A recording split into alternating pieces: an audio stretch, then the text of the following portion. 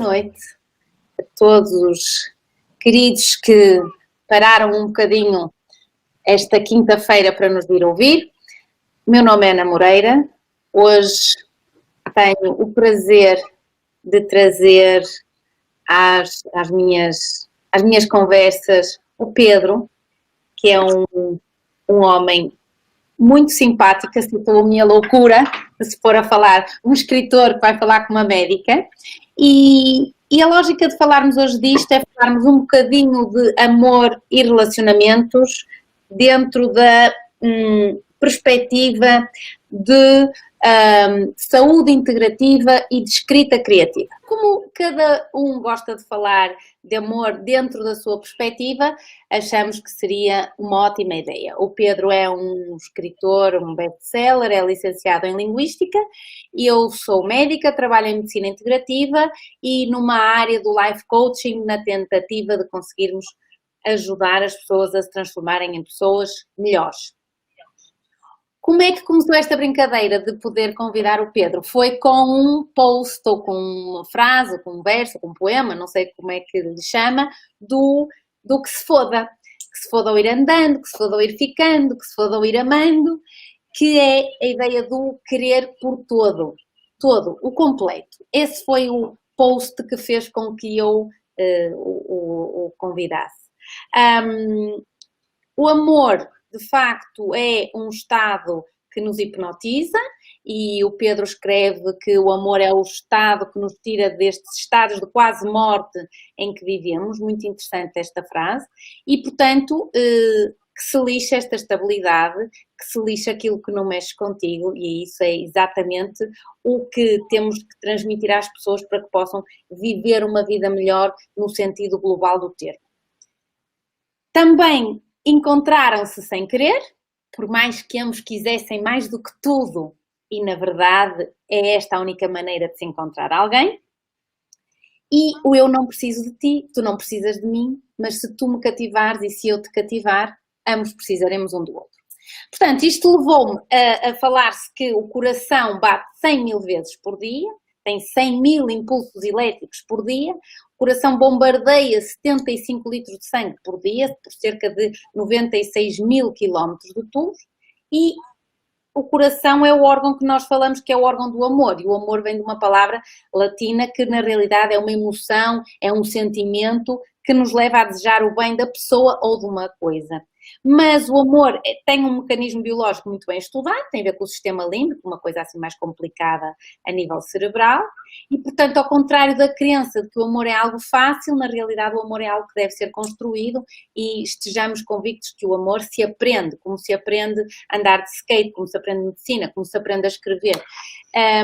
E a maioria dos estudos não falam do amor, falam da sexualidade, mas não falam do amor. Portanto, o amor acho que nos leva a transformarmos no melhor que possamos ser. E, portanto, quando nós pensamos que se queremos mudar de nível, que nos devemos transformar nessa pessoa pela qual o outro se apaixonaria, e então eu apaixono-me por mim próprio antes que o outro se apaixone por mim. Esse é o que eu acho que deve ser a nossa aprendizagem do amor, e, na realidade, o amor, precisamos tirar um doutoramento nisto, a ver se percebemos alguma coisa para podermos ser um bocadinho mais felizes. E se queremos realmente ter relações amorosas espetaculares, se queremos ser lindos e maravilhosos, temos que fazer por isso. Portanto, temos que nos mexer, temos que melhorar, temos que evoluir, e do ponto de vista neuroquímico, a paixão é o estado mais próximo da loucura, já dizia Freud, um psiquiatra muito famoso. Portanto, a paixão é um sentimento muito profundo e muito intenso, que tem sintomas físicos no corpo, que tem a ver exatamente com uma corrente de hormonas que acontece no momento em que encontramos alguém que entra em ressonância connosco. Portanto, esta é, eu costumo dizer que são os sintomas de enamoramento ou de apaixonamento. E depois, quando este enamoramento se transforma em amor, temos que nos convencer que somos mestres do amor, e que não criamos mais na nossa vida porque há uma doença péssima na humanidade que se chama o medo, não é? E nós vivemos com medo contínuo a sermos magoados. Portanto, para sermos mestres do amor, temos que praticar amor. Para sermos mestres da felicidade, temos que praticar felicidade. Pronto. Portanto, esta era a introdução que eu estava a fazer. Se o Pedro não me interrompe, eu sou capaz de continuar a falar. Força, eu estou a ouvir. Então, esta era a introdução que eu tinha mais ou menos planeado para, enfim, começarmos esta nossa conversa e eu vou me calar um bocadinho, senão a seguir dizem-me que eu não o deixei falar. Força, eu estou a ouvir. Bom, então, conte-nos se calhar um bocadinho, Pedro, como é que gosta de falar de amor? Porque eu sei porque é que eu gosto de falar do amor, porque na realidade eu vejo infelicidade nas pessoas, não é? Nas consultas, nas conversas que temos com as pessoas, vemos infelicidade, as pessoas são infelizes, a maioria das pessoas é infeliz no amor, é infeliz nos relacionamentos de uma forma geral, não só nos relacionamentos conjugais, nos relacionamentos de uma forma geral. E, portanto, eu vejo esta incapacidade para sermos felizes, para nos transformarmos em seres humanos mais felizes. E por isso é que eu comecei a falar sobre o amor e sobre relacionamentos. E então, como conta dessa sua escrita do amor? É só apaixonamento? É só estar apaixonado? É só porque está apaixonado e está a falar do amor? Ou há muitos tipos de amor, que nós andamos há séculos, desde que somos pessoas, basicamente, à procura de perceber o que é isso do amor, não é? A ciência estuda, a poesia também o estuda, e todos nós ficamos um bocadinho ali no meio entre a ciência e a poesia, entre a razão e a loucura, e o amor basicamente é o que nos une, à vida, não é? Nós somos pessoas e somos humanos também, ou sobretudo porque temos essa capacidade de amar. Depois, dentro do que é o amor, há muitos tipos de amor. Eu costumo dizer sempre que nós começamos exatamente por um ato de amor. Vamos querer... Sim, nós somos amor em todos os sentidos, nós somos amor e isso não é segredo nenhum. Eu escrevo o que as histórias me pedem, o que as personagens me pedem, e eu julgo que a vida é amor, por isso é que as histórias também têm esse lado. Há muitos tipos de amor, como dizia há pouco, não é? Pode ser o amor pela minha família, pode ser o amor por um projeto, pode ser o amor por um ideal, pode ser um amor pela minha mulher, pelo meu marido. Isso é tudo amor. Eu julgo que nós estamos aqui para nos apaixonarmos. Se não nos apaixonarmos, então não estamos aqui a fazer nada. E nós temos de todos os dias acordar com essa ideia, com a ideia de que o que é que me vai hoje apaixonar? O que é que hoje me vai, de alguma forma, tirar de mim e levar-me para um estado emocional e profundo de ligação ao que eu sou e ao que o mundo é, e ao que eu quero ser e ao que eu quero viver. E é isso que me interessa explorar quando escrevo, é explorar todas as possibilidades, criar uma espécie de catálogo de humanos, das mais diversas idades, com as mais diversas experiências, com as mais diversas profissões, e explorar esses humanos, tentar perceber o que é que esses humanos sentem, o que é que eles irão sentir, o que é que eles irão fazer, porque é que agem assim, porque é que não agem de outra maneira, porque é que nós sabemos todos, ou quase todos, pelo menos, o que é o bem e o que é o mal, e porque é que continuamos a fazer o mal. É uma série de perguntas que nós todos tentamos responder diariamente. Nós magoamos e somos magoados, somos pessoas também por isso, porque magoamos e somos magoados. Nós falhamos e falham connosco também, e é esse caminho que nos torna mais densos, mais interessantes também. Uma pessoa é mais interessante quanto mais for capaz de integrar essa... Como? Somos mais interessantes quanto mais histórias temos para contar. Mas sim, também... no limite, quanto mais falhamos, quanto mais insuficientes fomos em alguns momentos das nossas vidas, mais interessantes somos, porque encontramos respostas para isso, conseguimos perceber de alguma maneira o que é que aquilo fez em nós, conseguimos perceber o que é que nós fizemos ao outro também, conseguimos crescer, basicamente é isso, crescer, e os mais velhos, eu tenho um respeito tremendo pelos mais velhos, sobretudo por isso, porque eles no limite tiveram mais oportunidades para falhar do que eu. porque tiveram mais dias em que falharam, não é? E esse crescer que o Pedro fala é exatamente o crescer do evoluir, que é a tentativa do ser humano, da consciência, melhor dito, é sermos melhores, conseguirmos tornar-nos em pessoas melhores, e aí entra muito os tais relacionamentos que nós temos. Não só os relacionamentos amorosos conjugais, mas os relacionamentos com a nossa família, com os nossos amigos, com os nossos companheiros de trabalho, com o mundo de uma forma geral. Porque quando eu consigo evoluir e tornar-me numa pessoa melhor, a minha consciência melhora, e isso chama-se aprendizagem. Isso está muito estudado, porque depois, mesmo em termos mentais, isso tem uma determinada dinâmica. Portanto, o que eu acho muita piada é como é que nós conseguimos, tudo aquilo que está a dizer, que depois é o que leva para a sua escrita, e no fundo... eu penso que isso melhora a vida das pessoas, a sua escrita, é o que eu acho muito interessante na sua escrita, porque eu acho que melhora a vida das pessoas se tentarem seguir esse exemplo do que aquilo que o Pedro está a escrever, porque é muito bonito, e devemos levá-lo ao nosso coração e transformá-lo em lições de vida, e isso traz saúde. Porque quando eu, como está a acabar de dizer, quando eu me levanto bem disposta, porque eu sou uma apaixonada por aquilo que eu faço, e portanto eu não estou chateada de ir trabalhar. Sim. E isso... Eu julgo que o que é importante também, né, para eu acordar com essa vontade também, é não me levar muito a sério. Né? Nós temos a mania de nos levarmos muito a sério. Nós temos, que somos todos muito importantes Concordo. E julgamos que o que fazemos é que é importante, e é de facto, mas nós, a ideia é desvalorizarmos um bocadinho aquilo que nos vai acontecendo e tentar de alguma forma por dentro perceber como é que aquilo faz parte de mim, digamos, como é que eu integro aquilo no que eu sou. E isso basicamente é não me levar a sério, é perceber que ok, eu tentei fazer bem, não consegui desta vez fazer bem, se calhar vou fazer para a próxima, se calhar já não tento assim, já tento de outra maneira, se calhar fui incorreto naquele momento e então tenho que tentar perceber porque é que fui incorreto, mas sem me levar muito a sério. A Agostina Bessa Luís dizia que se nós nos levamos muito a sério, ficamos em desvantagem em relação à vida, não é? Porque no final ela vai acabar a vida, não é? Vai acabar, portanto ela leva-nos essa vantagem. E nós não nos podemos levar a sério. Eu não me levo muito a sério, dou tudo o que tenho sempre, mas tento não me levar a sério, tento não... Mas esse não levar a sério, eu penso que é viver a vida de uma forma fluida. Isso é o que eu chamo de fluir com a vida. É o dançar conforme a música.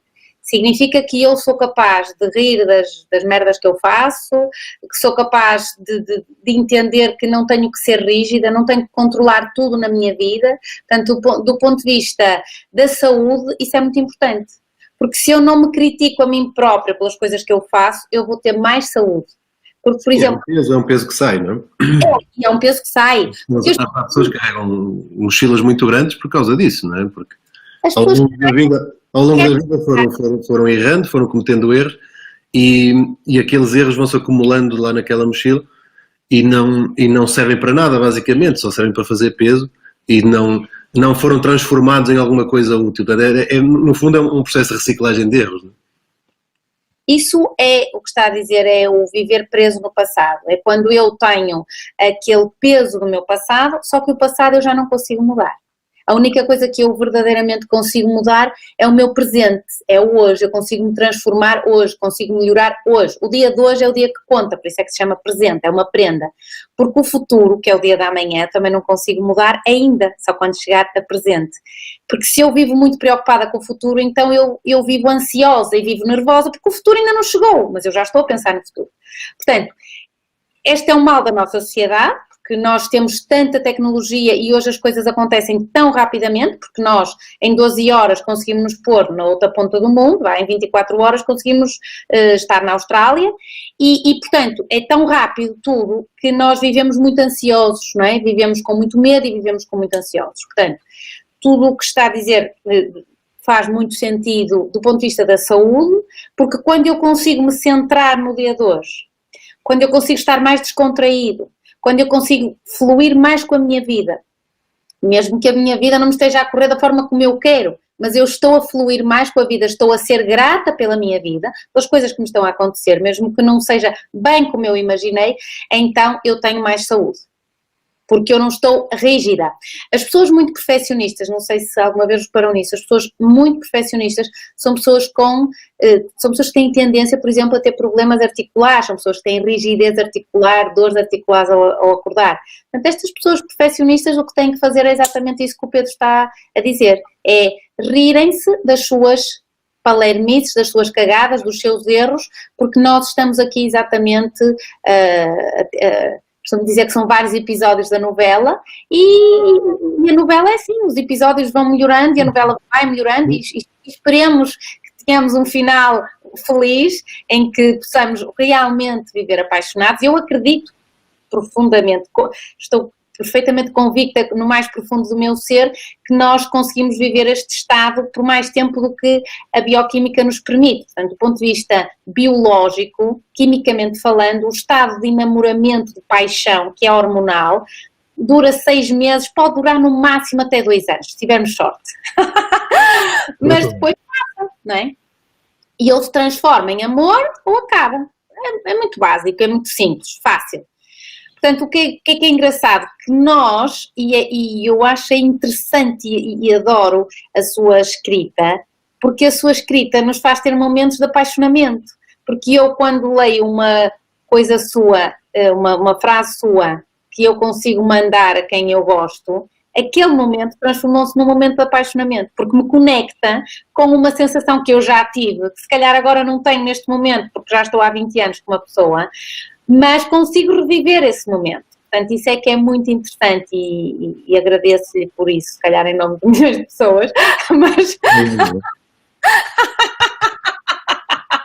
Porque como nós não temos essa capacidade de escrever essas coisas bonitas, sentimos, mas não conseguimos escrever, então pelo menos conseguimos copiar. Porque é exatamente como o Pedro... Eu recebo muitas mensagens de pessoas que me dizem isso e que mandam entre si histórias muito, muito interessantes que eu recebo, algumas mais cómicas, outras mais sérias. Algumas mais pornográficas, não sei que algumas são mais pornográficas. Tudo. Nós temos esse poder, não é? Nós enquanto seres com essa capacidade de leitura e de interpretação e de identificação no limite, não é? Nós identificamos com o que estamos a ler, criamos uma espécie de realidade dentro da ficção, não é? Nós, ao lermos um livro, ao vermos um filme, ou ouvimos uma música, nós estamos a transformar aquilo que estamos a ler, estamos a transformá-lo em matéria nossa, portanto aquilo é nosso, como é que aquilo se encaixa com o que nós somos, não é? E essa relação é que faz com que nós, ao lermos, nos possamos emocionar, nos possamos rir, nos possamos dançar, saltar, cantar. Tudo isso faz parte do que interessa quando nós escrevemos qualquer coisa, neste caso, e é isso que me interessa, é que me digam que de facto aquilo mexeu de alguma maneira, nem que seja por odiar, eu prefiro que odeiem do que me digam, epá, nem senti nada, pronto. Isso é que não é? A indiferença é o que nos mata, não é? Mata os relacionamentos, mata o amor. Sim, mata as famílias, pode matar uma família completa, não é? Quando nós estamos nos dias ou percorremos os dias a fazer assim, não é? A encolher os ombros, é porque de facto está alguma coisa mal, não é? Quando eu já encolho os ombros e já me é indiferente se me dizem sim ou se me dizem não, e é um gesto que nós vemos muitas vezes. O povo português é um bocadinho assim. Eu costumo dizer que nós temos o fado, temos a melancolia, tivemos os descobrimentos, as mulheres choravam, os marinheiros iam para o mar. Portanto, nós temos um bocado a nossa genética desta melancolia, porque quando se pergunta a alguém tipicamente português, então como é que está? Nunca pior, não é? Portanto, este nunca pior, que eu acho que não se pode dizer. É um gerúndio é uma chatice. Exatamente, porque nunca pior significa que aquilo não vai melhorar, aquela pessoa não pode melhorar. Sim, até em termos linguísticos, há um bocadinho aquela ideia de que a palavra saudade é que nos define, porque só há na nossa língua e tal, mas antes de mais, a palavra existe noutras línguas. Nós é que não conhecemos essas línguas. E depois, se há a palavra que nos define e que de facto só existe na nossa língua, é desenrascar. Essa é que existe na nossa. E essa é que nos define. É essa que temos de definir enquanto povo, é a capacidade de desenrascar. Este desenrascar diz tudo, basicamente. E este desenrascar pode ser tudo o que nós quisermos. Eu posso desenrascar-me e apaixonar-me porque arranjei maneira de chegar à pessoa que eu amo, portanto desenrasquei-me bem. Claro. Pode ser o desenrascar de estar num problema difícil e conseguir desenrascar-me, conseguir sair desse problema, conseguir encontrar ali qualquer coisa que me permita sair. E julgo que essa é que deve ser a palavra que nos define, é desenrascar, desenrascanço. Mais do que saudade, que é uma palavra lindíssima, foneticamente até lindíssimo, saudade, inspira muito, é uma palavra altamente importante na nossa língua, porque de facto saudade diz muito, mas desenrascar para mim é a palavra que nos define muito mais do que saudade, muito mais do que fado, não é? Muito mais do que fado. Gosto ou não de fado, mas aquela ideia de termos um destino cinzento à nossa frente é uma ideia que até as novas gerações de fadistas estão a tentar contrariar um bocadinho, torná-lo mais colorido, não é? É verdade, tem acontecido, eu acho que tem acontecido. Julgo que é possível nós mantendo a raiz do que somos, dar-lhe mais alguma cor, mais alguma intensidade até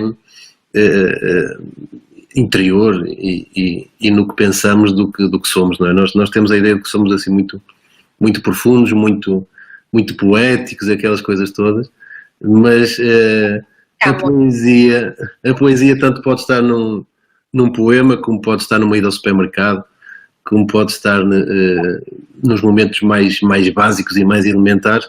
A poesia é isso, nós conseguimos encontrar isso. É muito isso.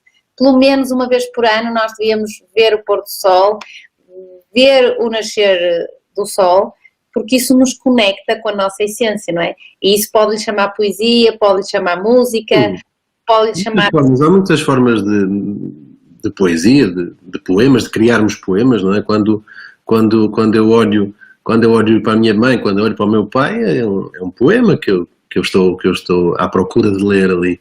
E às vezes nós andamos à procura do grande poema, do poema perfeito, e vamos à procura do pôr do sol no outro lado do mundo, e vamos à procura do mar, não faço ideia onde, quando se calhar eu quando vou à praia com o meu filho aqui ao lado, se calhar encontro muito mais poesia do que se for para o outro lado do mundo à procura do tal poema perfeito.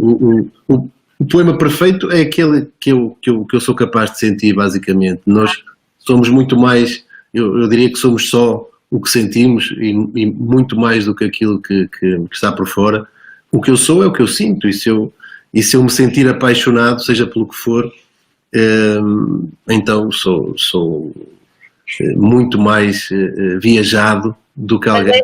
Mas essa é sempre a tecla onde eu insisto, não é? O ser humano vive completamente insatisfeito, porque é pouco agradecido, porque nós devemos ser mais agradecidos por tudo. Nós nunca, eu costumo dizer na brincadeira, nós nunca agradecemos os lençóis onde dormimos. Nós não pensamos que estes lençóis, para estarem na nossa cama, primeiro alguém teve que fazer a cama, segundo, alguém teve que passar os lençóis a ferro, antes de passar a ferro teve que os lavar, e antes de os lavar teve que os trazer do supermercado, e teve que haver um senhor que os colocou na prateleira do supermercado, e um senhor que conduziu o caminhão desde o sítio da fábrica até o supermercado, e alguém que apanhou o algodão. Quer dizer, há toda uma cascata de ações para que uma coisa tão básica como um lençol chegar à minha cama, que nós somos perfeitamente desagradecidos de tudo aquilo que nos acontece. É como Mas isso é algo que nós desaprendemos. Isto é, uma criança percebe isso. O meu filho teria 1 ano e meio, talvez, e quando saíamos de carro, ele ao olhar para o carro, ele olhava para a roda só. Ele só queria ver as rodas. E nós, quando olhamos para um carro, não olhamos para as rodas, porque aquilo já está garantido para nós, não é? O carro tem rodas.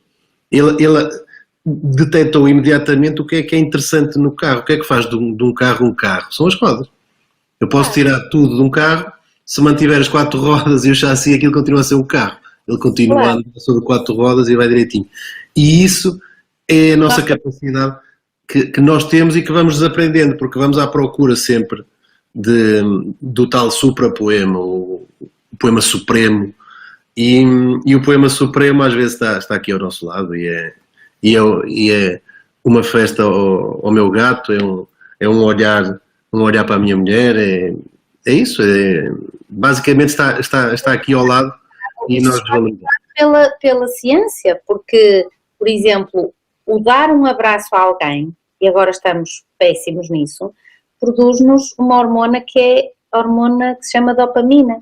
Quando eu produzo dopamina, isso vai induzir uma série de cascatas, uma série de ações no meu corpo que me fazem sentir bem.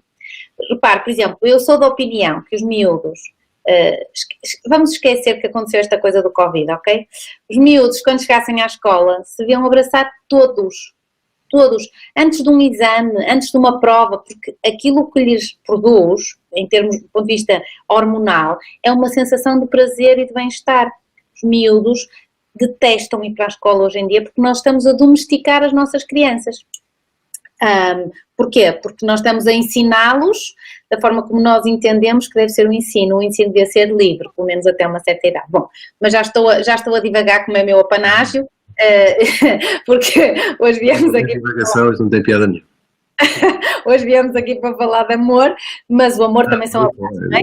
Isso tudo é amor. Eu vou muito às escolas e tento também perceber o que é que está a acontecer desde o começo, não é? E julgo que há muitas questões que são fundamentais e que nos apaixonam. E nós, quando falamos de amor, temos de trazer alguns conceitos que são fundamentais, não é? E um deles é a criatividade. E não existe paixão sem criatividade. Isto é, eu tenho de me reinventar todos os dias, quer enquanto pessoa, quer enquanto profissional, quer enquanto autor, seja do que for. A criatividade é fundamental e só existe criatividade se eu tiver coragem e se combater o medo, porque quando nós fazemos coisas que não existiam e criar isso é fazer o que não existia, caso contrário não é criativo, não é? Se já existe não é criativo. Quando eu vou fazer o que nunca foi feito, eu corro um risco tremendo, porque nunca foi feito, eu não faço ideia do que é que vai acontecer. É o risco. E é esse risco, essa adrenalina também, essa capacidade que nós temos de lutar contra o medo, contra o escuro, contra aquela porta que nunca abrimos, não é? E é isso que faz com que desde pequenos nós tenhamos a capacidade de abrir novas portas. E isto às vezes é literal mesmo, não é? E nós vemos as crianças de 3, 4, 5 anos, um grupo de crianças de 4, 5 anos, antes de ir para a escola, lá está, antes de serem colocadas no sistema, antes de serem colocadas na linha de montagem, não é? Vemos grupos de crianças de 4, 5 anos e o que manda, o líder, é o mais criativo, é o que diz, e se fôssemos roubar uvas aos vizinhos? E lá vão eles todos atrás dele. Porquê? Porque ele teve a ideia e o líder é o criativo, por excelência.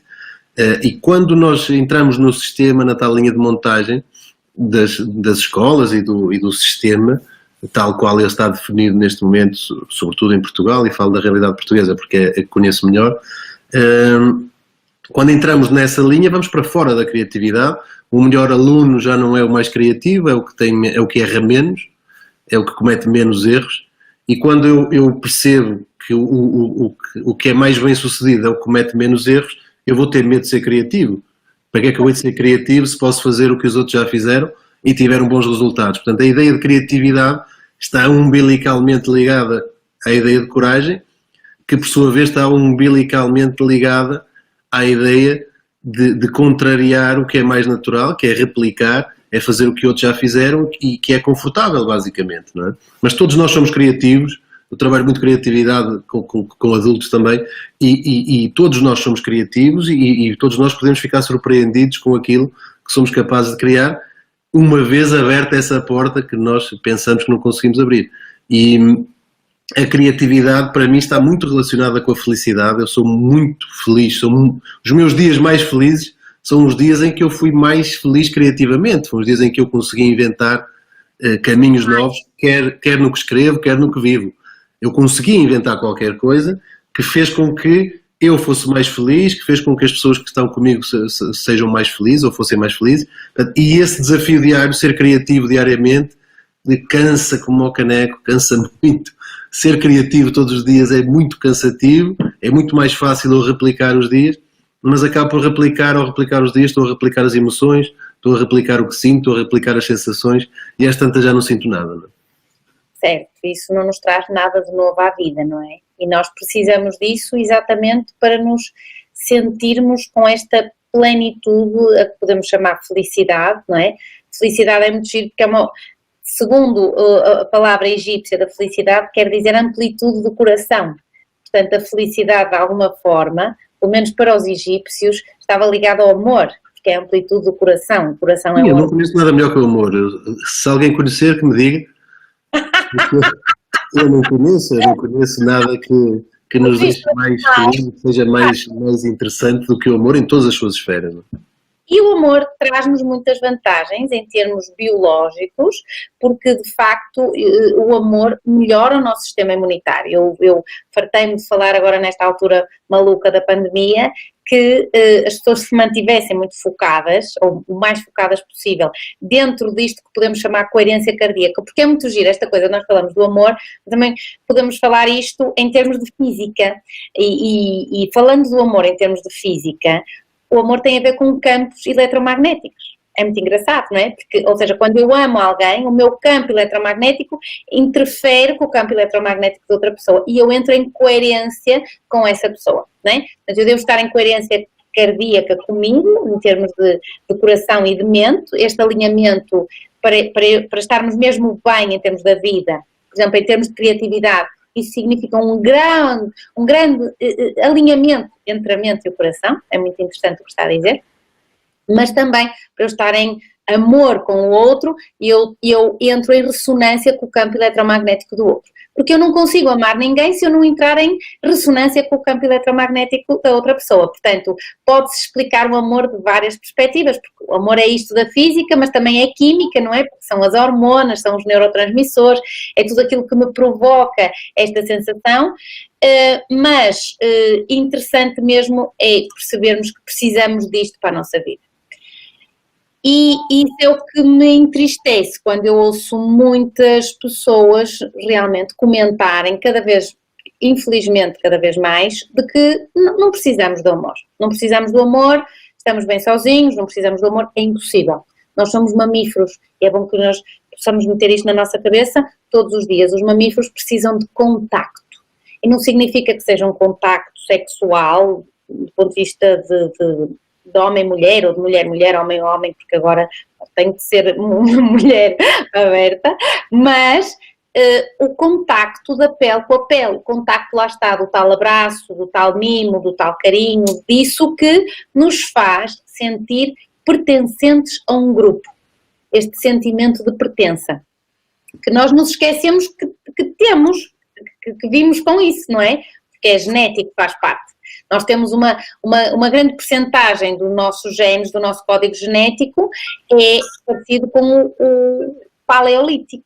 Portanto, nós ainda somos um bocadinho dinossáuricos e somos muitíssimo primitivos em relação a imensas coisas da nossa vida, não é?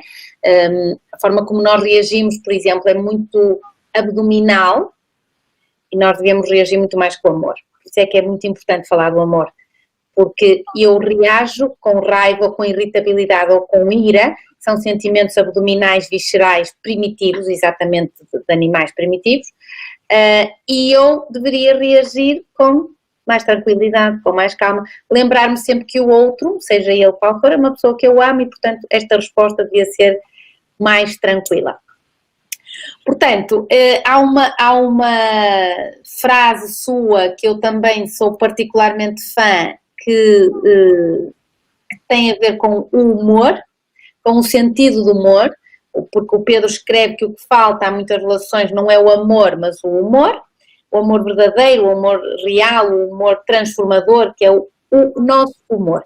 E eu acho isto maravilhoso, porque os pacientes costumam dizer que às vezes só com uma gargalhada minha já ficam mais bem dispostos, ou já têm menos dores, não é? Mas esta gargalhada também vem do humor e do rirmos-nos de nós próprios. Mas pronto, não vamos entrar por aí.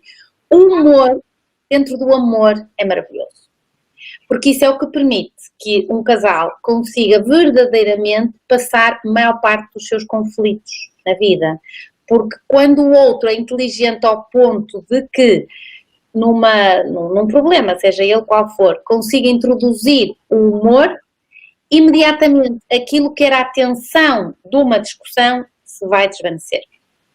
E isso pode ser explicado também pela frequência vibracional, porque eu quando estou irritada, quando estou irascível, quando estou chateada, quando estou em conflito, eu emito uma frequência vibracional baixa, tal como o vírus. Os vírus têm uma frequência vibracional muito baixa, por isso é que se eu estou numa frequência vibracional mais de amor, que tem a ver com o coração, mas tem a ver com o timo, que é a estrutura de defesa do nosso corpo. Do ponto de vista de defesa, para nos defendermos, por exemplo, dos vírus, temos que ter este órgão bastante modulado, vamos lhe dizer assim, e o que é interessante é que quando eu tenho esta frequência vibracional mais alta, então é o oposto da irritabilidade e da chatice e enfim, dos nervos, vamos lhe dizer assim.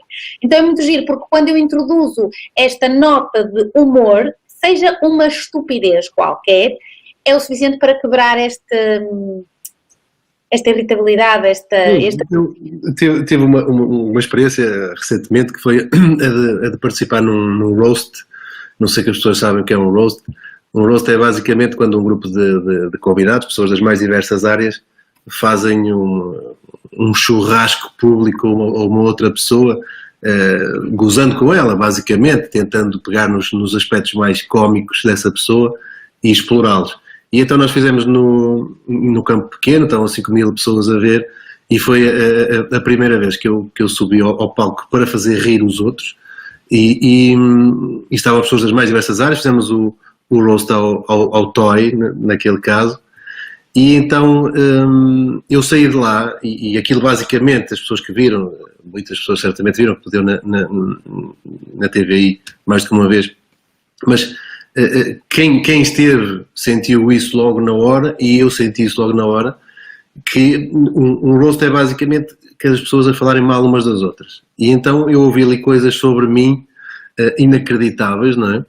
E que me fizeram rir de mim, evidentemente, que me fizeram desvalorizar um bocadinho muito do que eu se calhar levava a sério, não é?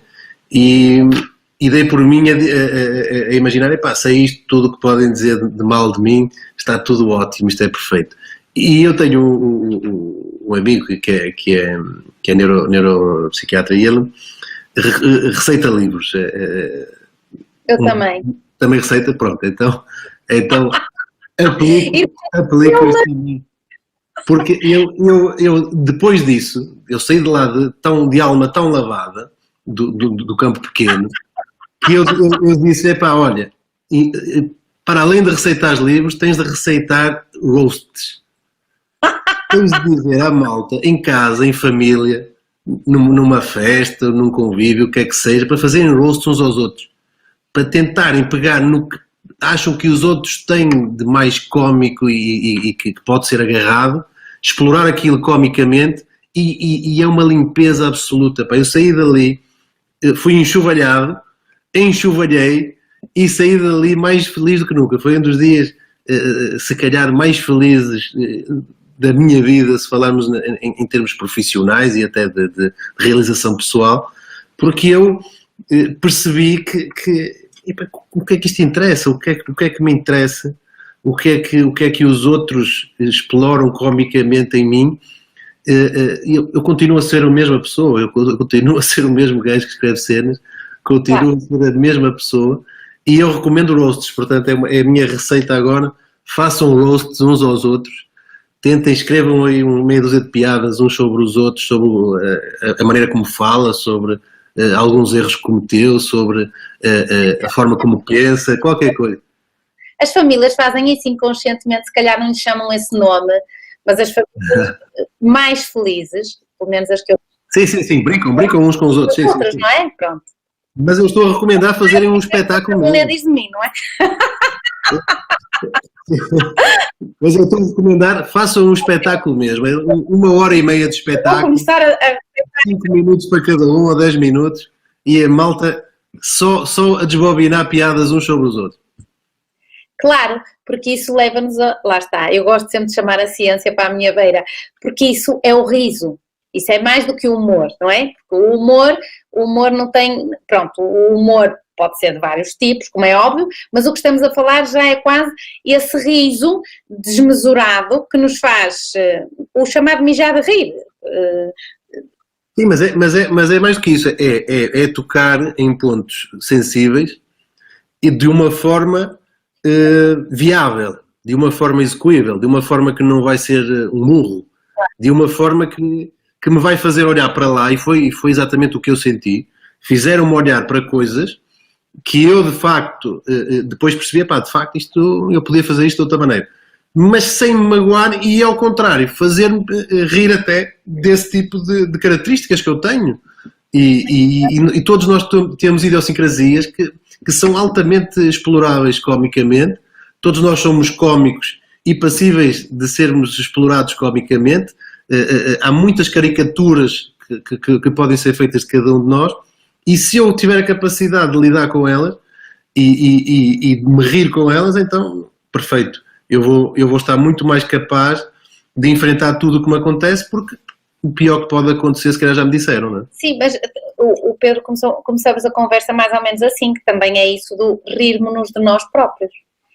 Sim. Eu recomendo o roast, é só o que eu estou a dizer. Pronto. Eu vou começar a receitar isso aos pacientes também.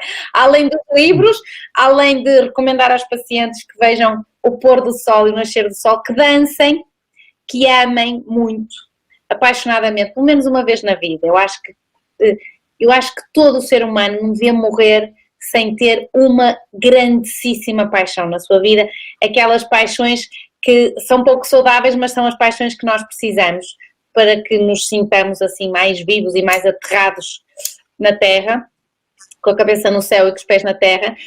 Portanto, nessa perspectiva é que eu digo isso e que sorriam mais, que pensem menos, que atuem mais. Nós pensamos muito e atuamos pouco, não é? E não atuamos de acordo com o que sentimos, que isso é coerência. Portanto, quando eu penso algo, eu devo ver se é o que eu sinto e depois então eu faço. É a coerência dos meus pensamentos e das minhas palavras alinhados com as minhas ações e com os meus sentimentos. E, portanto, todos estes conselhos que na realidade eu costumo dizer que são clichês, porque o deitar cedo é um clichê, mas na verdade quando eu tenho a capacidade de organizar a minha vida para me deitar cedo e acordar cedo, do ponto de vista de saúde, imunologicamente, hormonalmente, é um clichê fantástico, não é? E que hoje em dia temos algum... Não, os clichês existem por algum motivo, não é? O que eu não percebi? Os clichês existem por algum motivo, é porque fazem sentido, se não tinham morrido, Eu às vezes costumo dizer na brincadeira que sinto um pouco inteligente porque digo estes clichês assim que já diziam as avós, não é? Que vamos para a cama para comermos pouco à noite, aquela coisa de... Aquelas coisas básicas que agora a ciência está a mostrar, não é? O único tratamento, vamos dizer assim, que não é bem, mas pronto, que está verdadeiramente comprovado que previne ou retrasa o envelhecimento, e foi feito em ratos, portanto, vale o que vale, é a restrição calórica, portanto, é o comermos menos de uma forma global. E veja bem que o que estamos a chegar hoje em dia é uma pandemia de obesidade, não é? E isso está a fazer com que fiquemos doentes, porque estamos inflamados. Pronto, ok, mas isto não interessa. Portanto... É tudo válido. É tudo válido, porque pronto, a gente vai se lembrando das coisas que fala todos os dias. Mas de facto, Pedro, queria-lhe agradecer muito. Não faço ideia se estamos a falar há muito tempo, se não estamos, eu já perdi a conta das horas, não sei se está mais orientado que eu, porque são 10h30. Bom, acho que ainda temos aqui uns 10 minutinhos, pelo menos o Instagram corta-nos ao fim de 50 minutos. O amor, segundo um dos seus escritos, é o mesmo que sonho, é o mesmo que vida, é o mesmo que tudo. Portanto, na realidade isto é espetacular, porque isto significa uma coerência total entre aquilo que eu penso, aquilo que eu sinto, aquilo que eu faço. O amor é o mesmo que tudo, porque eu amo a minha família, quem vive comigo, mas também amo aquilo que eu faço, porque eu ponho o amor em movimento se eu estou verdadeiramente apaixonada pelo meu trabalho e pela minha vida em particular, e então é fazer de que cada dia valha a pena. Fazer de que cada dia valha a pena é quando eu saio de casa e no jardim tenho uma flor aberta, eu olho para essa flor. E o exemplo que deu do seu filho é exatamente isto que eu estou a dizer. E nós perdemos esta... Tenho um exemplo ainda melhor sobre o que é isso. Que é, eu fui há um ano e meio, cerca de um ano e meio, fui fazer uma apresentação, uma biblioteca na Póvoa de Varzim. E quando estacionei o carro a 300, 400 metros da biblioteca, onde ia decorrer essa apresentação, esse debate, e recebi uma mensagem de texto no telemóvel, que era uma notícia que não era boa, notícia má profissionalmente, não é nada trágico, mas profissionalmente era má, e eu comecei a entrar em modo vítima, coitado de mim, porque é que me aconteceu isto, estava tudo a correr tão bem e de repente acontece-me isto. E então eu fui aqueles 200, 300 metros de cabeça no chão, muito triste, a dizer mal da minha vida, como tinha acontecido, quando mesmo ao lado da biblioteca, portanto a 50 metros da entrada da biblioteca, ouço alguém chamar, faz favor, uma voz de criança. E eu olhei e aquilo era a entrada de uma escola, que eu não tinha reparado, ia com os olhos no chão, nem tinha reparado, era a entrada de uma escola e estava uma criança com o braço de fora na grade, faz favor, e eu olhei, então o que é que se passa? Não se importa de ali buscar a minha bola. E então era a bola que tinha caído a bola lá atrás no recreio, e ele tinha vindo à frente, que era junto à rua, não é? Chamar alguém para ir buscar a bola, e lá fui eu dar a volta à escola, 2 minutos ali no meio da erva, nem era relva, era erva, a abrir ali, a tentar, a dizer mal da minha vida, mais uma vez, para o que me faltava agora, andar aqui à procura de uma bola. E quando chego a essa parte de trás onde estava o recreio, não é? Estão para aí 20 ou 30 miúdos, amigos desse, não é? Agora mais para a esquerda, mais para a direita, mais lá ao fundo e tal. Eu andei ali a tentar descobrir, a abrir as ervas, a tentar descobrir. Ao fim de alguns minutos e de grande impaciência minha, e eles sempre a conduzirem os passos, consigo descobrir e pego no objeto e eles dizem, é isso, está aí. E aquilo nem sequer era uma bola. Era um monte de trapos que eles enrolaram, meias antigas e trapos, e fizeram uma bola daquilo. E quando eu atirei aquilo para lá, aquilo foi uma felicidade tremenda. Obrigado, espetacular. E começaram a divertir-se. E eu, 2 ou 3 segundos depois, comecei a pensar, que estúpido que eu sou. Claro. Eu estava preocupado com uma coisa ultrapassável. E estes miúdos, que nem uma bola de futebol têm, conseguiram transformar o que tinham em algo que os diverte tremendamente. E o segredo basicamente é esse, é transformar um monte de trapos, que é a nossa vida muitas vezes, é um monte de retalhos, um monte de pedaços que nós temos, transformar aquele monte de retalhos numa bola de futebol e divertirmos-nos com ela. E foi aí que eu comecei a escrever até o último livro, foi a partir desse momento. Isto de facto é uma lição tremenda, e mais uma vez são os mais pequenos a ensinar-me coisas. E o mais básico do mundo é transformar aquilo que a vida nos dá, às vezes o que nos parece impossível transformar em alguma coisa boa, transformá-lo numa bola de futebol e divertirmos com ela. Mas já o príncipezinho dizia que o essencial é invisível aos olhos. Sim. Lá está, outro clichê. Eu sou mulher dos clichês, mas pronto. Sim. Não, mas capacidade que nós temos de sermos o que sentimos mais do que aquilo que vemos é o que nos distingue também, não é? É o que nos distingue entre nós e de nós para as outras raças também, não é? Porque eu tenho a capacidade de não ser só aquilo que vejo, não ser só aquilo que me acontece, mas ser muito mais aquilo que acontece em mim. E o que acontece em mim pode ser muito diferente do que está a acontecer lá fora, não é? Por isso é que temos pessoas que à partida teriam tudo para serem felizes e não são, e há pessoas que se calhar tinham tudo para não serem e conseguem transformar, lá está, os trapos que têm num todo feliz. Eu falo muito nisso, eu falo muito dos otimistas e dos pessimistas, não é? Porque o otimista é a pessoa que vê em cada calamidade uma oportunidade, não é? Foi exatamente aquilo que está a dizer, não é? Repare que a partir de uma coisa que lhe aconteceu foi buscar uma bola e depois fez o seu último livro, ok? Portanto, isso é uma suposta calamidade, embora não fosse muito, mas não interessa, estava a ser interpretado como tal pelo seu corpo, ok? Estava com os olhos para baixo, etc. Provavelmente ia com os ombros para baixo também. Enquanto que o pessimista vê em cada oportunidade uma calamidade. Portanto, é tudo uma calamidade e depois, quanto mais pessimistas nós nos tornamos, na realidade está muito ligado a uma série de hormonas que nos fazem também passar a ser pessimistas. Quanto mais pessimistas somos, mais pessimistas seremos e é muito difícil depois sair desse estado de pessimismo. E o otimismo é como o pessimismo, é como o amor. Tem de se aprender, tem de se treinar. É como a felicidade, tem de se treinar, é como o humor, tem de se treinar. Portanto, eu queria agradecer muito, Pedro, porque sou muito grata a ter aceito o meu convite, porque eu estou perfeitamente convicta de que podemos ajudar muitas pessoas. Eu vejo pessoas doentes, algumas medicadas para tentarem sentir-se um pouco mais felizes e mesmo assim não conseguem. E eu penso que isto depende do treino. Exatamente como eu receito livros, também receito filmes. Por exemplo, uma das técnicas que eu costumo receitar a pacientes com cancro são filmes cómicos. Tem muito de juntarmos estas nossas duas áreas para podermos ajudar as pessoas a serem mais felizes, a amarem mais e a acreditarem que vale a pena arriscar, apaixonar-se e ser mais feliz, de uma certa perspectiva. Muito obrigado.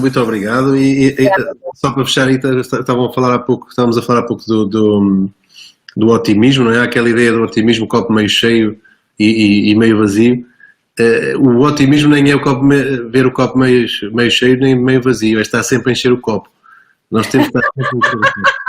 É o que faz o otimista, está sempre a enchê-lo porque ele arranja sempre maneira de esvaziar, temos de ser nós a encher, portanto, isso é que é o otimismo, é estar sempre a encher o copo. Enche um copo todos os dias. O pessimista ainda diz pior, que é, isto deve ser mijo, nem sequer é água. É o pior. Eu parto o copo diariamente. Pedro, foi um prazer. Igualmente. Um grande abraço a toda a gente. Possamos compartilhar mais algumas ideias. Sim, muito obrigado. Obrigada. Até à próxima.